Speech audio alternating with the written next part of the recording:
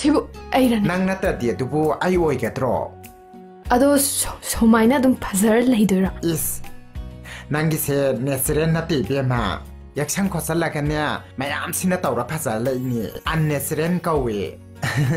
Yaksang khosali jingje thado khibadane. Nangi beauty se very loss oi doiba. Ado di horen ai mai ta already ai hane kuchu do dum laktora. Nangi kuchu do lakrati ai gi kuchu phachap se lakadro. Ado nang se nasakti yam phaze ba. Kuchu se kaya ka dau da bai wa ne ba ko. Ai gi samai na ka ne ngauramati ne nang ne album makhanga kumda ya ni be ma. Ado I kuchu se kamai ngohandoino.